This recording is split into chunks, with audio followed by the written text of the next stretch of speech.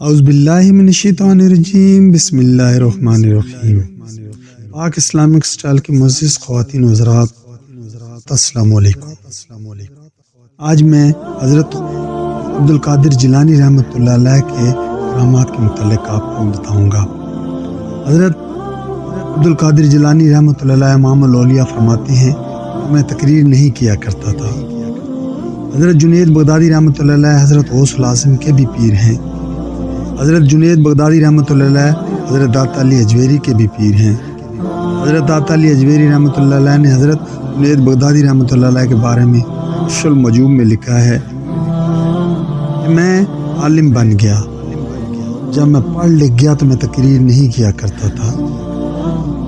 حضرت سری سختی رحمۃ اللہ علیہ میرے ماموں بھی تھے اور پیر بھی، مجھے اکثر کہتے تھے کہ جنید یار تقریر کیا کر۔ میں کہتا کہ میں ابھی نیک نہیں ہوں، میں اس کے قابل نہیں ہوں۔ آپ کے دوست احباب بھی آپ کو تقریر کا کہتے تو میں ٹال دیتا۔ ایک دن میرے نصیب دیکھیں کہ میں سویا ہوا تھا کہ اچانک بغداد کی گلیوں نے مہکنا شروع کر دیا، ٹھنڈی خوشبوئیں آنے لگی اور میرے نصیب کھل گئے، مجھے دیدار مصطفیٰ نصیب ہو گیا۔ آپ صلی اللہ علیہ وسلم نے مجھے بڑا ہی نوازا۔ ابو مصطفیٰ صلی اللہ علیہ وسلم جانے لگے تو ایک میٹھا سا جملہ ادا فرمایا کہ جنید یار تقریر کیا کر۔ جب صبح اذان کے بعد اٹھا سنت ادا کی، میرے دل میں چور آ گیا۔ مرشد کریم نے تو کبھی نہیں بتایا کہ مجھے دیدار ہوا ہے، لیکن مجھے تو ہوا ہے۔ میں خرامہ مسجد کی طرف جا رہا تھا اور دل میں چور بھی تھا۔ میں نے حضرت کے پیچھے 7ویں صف میں کھڑے ہو کر نماز پڑھی، مگر میرا نفس ہواؤں میں اڑ رہا تھا کہ مجھے دیدار ہوا ہے۔ حضرت نماز پڑھانے کے بعد پیچھے مڑ کر بولے، جنید آگے آ جا۔ فرماتے ہیں کہ میں 3ری صف میں آ گیا۔ مرشد کریم فرمانے لگے، تھوڑا سا اور نزدیک آ جا۔ میں قریب جا کر پہلی صف میں بیٹھنے لگا تو آپ نے فرمایا کہ ادھر میرے ساتھ آ۔ میں آپ کے ساتھ بیٹھ گیا۔ مرشد کریم کے ساتھ بیٹھنا کسی نصیب والے کو ہی نصیب ہوتا ہے۔ میں مرشد کے پاس بیٹھ گیا۔ مرشد کریم تسبیح پھیر رہے تھے۔ اچانک انہوں نے میری طرف دیکھا اور فرمایا کہ آپ تقریر کرو گے نا؟ میرے اندر چور تھا۔ میں نے کہا کہ اب کیا ہوا ہے؟ آپ خاموش ہونے کے بعد چند لمحے بعد دوبارہ آپ بولے کہ آپ تقریر کرو گے نا؟ میرے دل میں ابھی بھی چور تھا۔ میں نے کہا حضور کیا ہوا؟ آپ بتائیں تو صحیح۔ مرشد کریم نے جب جلال کے ساتھ میری طرف پھرتے ہوئے فرمایا کہ جنید کل جو رات گزری ہے مجھے میرے رب کا دیدار نصیب ہوا ہے۔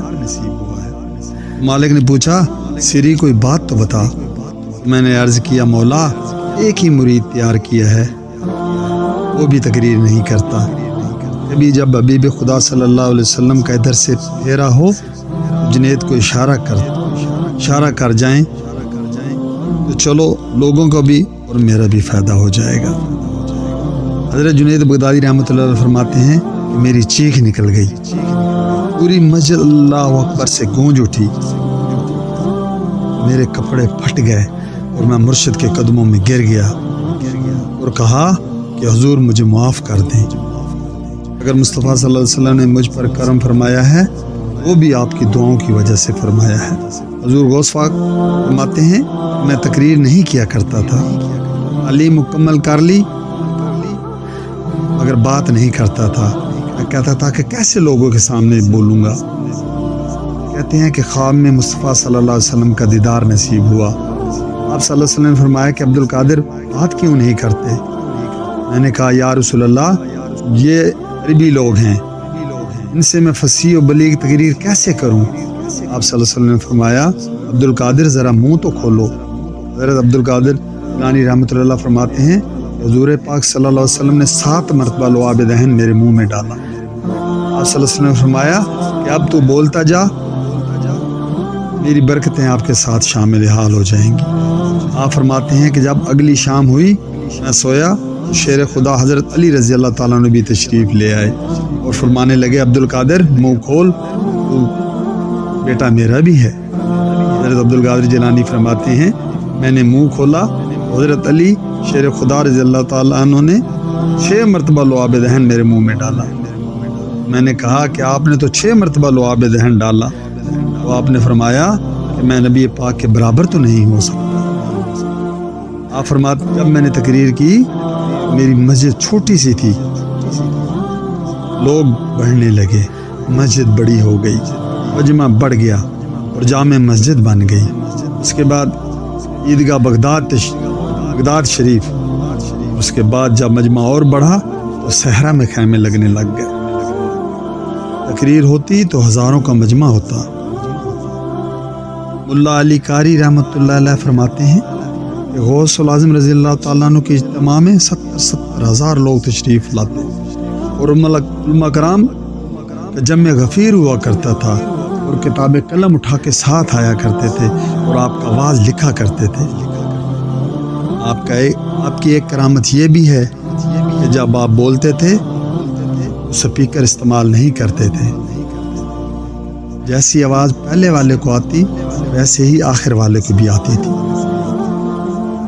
آپ کی ایک کرامت اور آپ کے گوش گزار کروں کہ آپ بچوں کو پڑھا رہے تھے اور یکدم آپ نے ہاتھ آگے کیا، کونیوں تک آپ کے ہاتھ گیلے ہو گئے۔ شاگردوں نے کہا کہ حضور پانی بھی نہیں ہے، یہ کیسے ہوا کہ آپ کے ہاتھ گیلے ہو گئے؟ آپ نے فرمایا تم خاموشی سے پڑھو۔ تھوڑی سی دیر گزری کہ بہت سارے آدمی اندر داخل ہوئے جو بھیگے ہوئے تھے، کہنے لگے حضور آپ نے بڑی کرم نوازی فرمائی۔ شاگرد کہنے لگے کہ ہوا کیا ہے؟ وہ لوگ کہنے لگے کہ کشتی میں بیٹھے تھے تو کشتی ڈوبنے لگی۔ ہم نے کہا یا شیخ عبد القادر جیلانی، تو آپ نے وہاں بیٹھے کشتی کو ہاتھ لگایا اور ڈوبتی کشتی کو باہر نکال لیا۔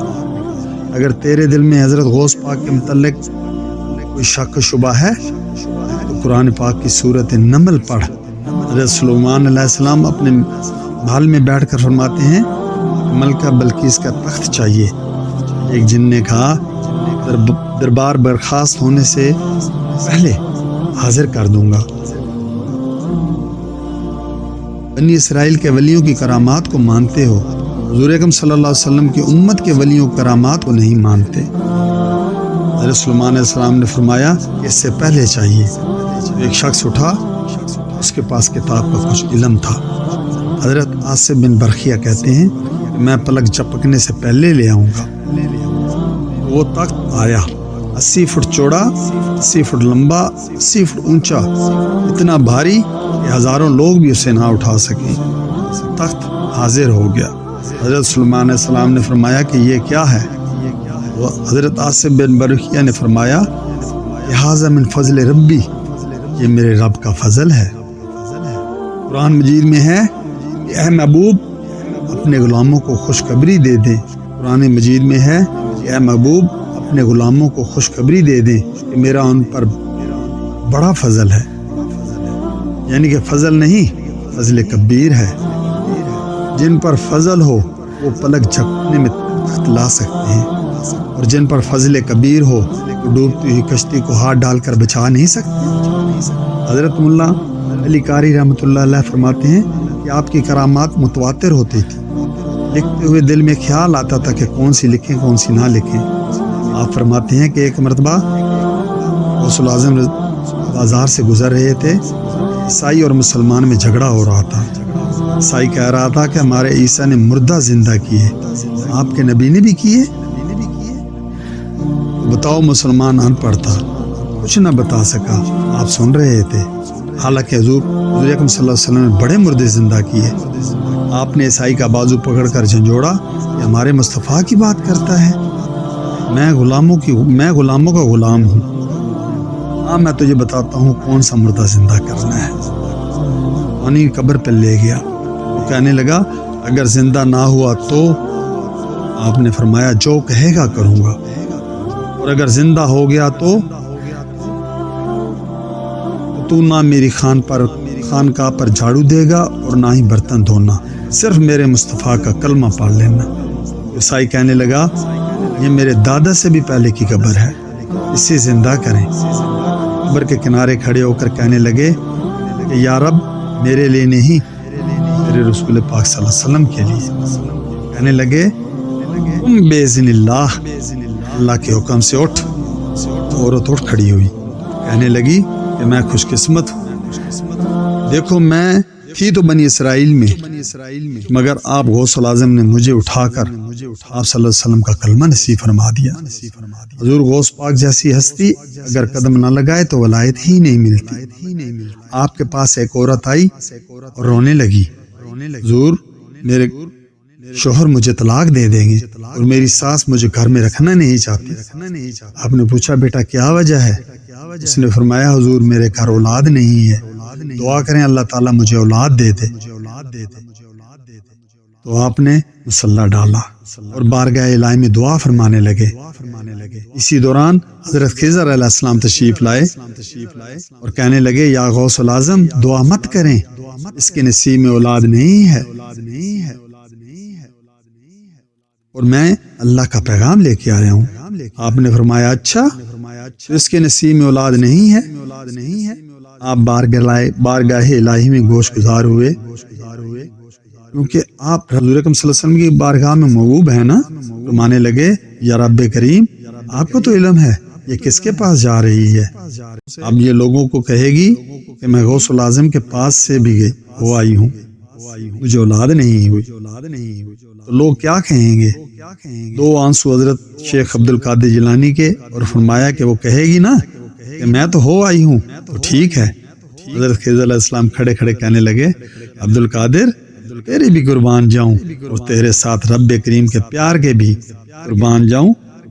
رب فرما رہا ہے کہ بولیے کتنے بیٹے چاہیے؟ تو آپ بولے کہ غوث العظم کے پاس آئی ہے اور 7 بیٹے ہونے چاہیے۔ تو اللہ تعالیٰ نے کرم فرمایا۔ تو انشاءاللہ اگلے پارٹ میں آپ کی اور کرامات کو لے کے آؤں گا۔